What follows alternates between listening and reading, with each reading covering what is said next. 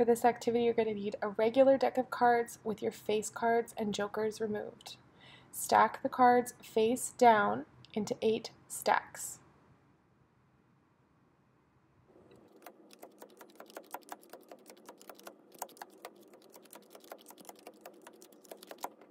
When you're done dealing out all the cards, you can straighten them and flip the top card on each stack. Okay, so the game is set up. It's called Names for 10. It's a really quick and easy game for practicing different mental math facts for 10. Because 10 is the basis of our number system, it is a good game for many ages. I have played this with classes from kindergarten. Well, my son's in kindergarten. We played this today. And I've also played it in grade 5 with students who needed to practice those mental math skills. So this is a great entry point by giving them a reference sheet here. So when I play with my son, he's still learning these, and I don't want to induce a lot of anxiety, and he gets really anxious and then he just shuts down.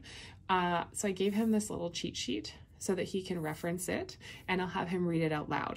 So if he makes, say he's got a 9 and a 1, and he wants to make sure this makes 10, he gets kind of worried about it, so he could reference it, and I make him read it, okay? 1 and 9, or 1 plus 9 equals 10, or 1 and 9 is a name for 10, and then he gets to keep the cards, okay? So that's what this is for.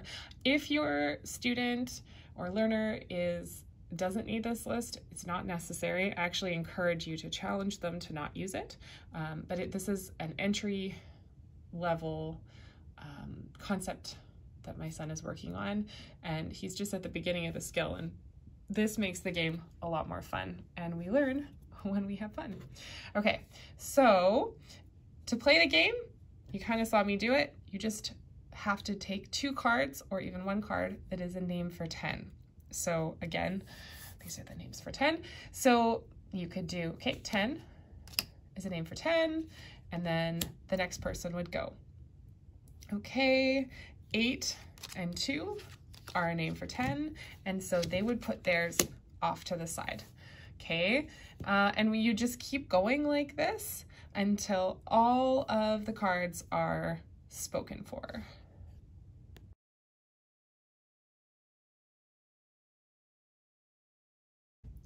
So occasionally I will get to the point in the game where there is no name for 10.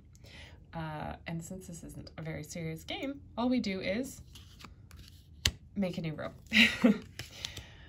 to free some more cards up. I just did this for space sake. I usually do 2 rows of 4, but we would just make a new row.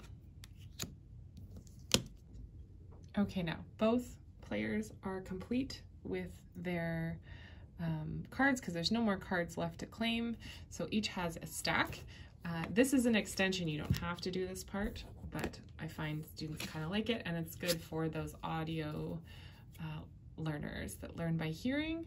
So you flip the cards over, and then the student or the learner has to go through and go 7 and 3 is 10, 6 and 4 is 10, 7 and 3 is 10, 10 is 10, 10 is 10, 10 is 10, 10 is 10, 7 and 3 is 10, 9 and 1 is 10, 8 and 2 is 10. So they've just said it out loud, helping them commit it to memory even further, become more comfortable with those facts. And then I would have the other player could do that too. And then I'd have each player count their cards. Now, skip counting is a good skill to practice, so they could count the cards by 2. So I've got 2, 4, 6, 8, 10, 12, 14, 16, 18, 20, 22, 24 for player 1. And player 2 has 2, 4, 6, 8, 10, 12, 14, 16. Now, it's gonna come up. It's a good question to ask, why does player 1 have way more cards than player 2? Or if it's an early learner, you could say, which is more, 24 or 16? But why does this player have 24 and this player has 16?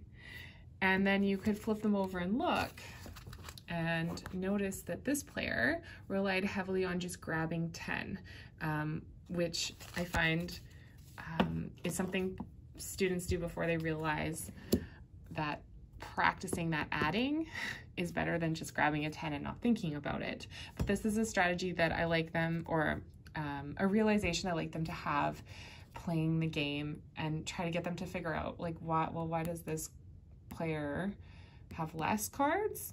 Because if it's a tie, both players should have 20 cards. But it was not a tie. And so you could ask them, why do you think this wasn't a tie? And then eventually, if they could figure it out themselves, maybe, well, if I just grab a 10, it's only one card. So this does encourage them to try to go for those sums first. And for some learners, that is a challenge. So there you have it. That is my practice of names for 10.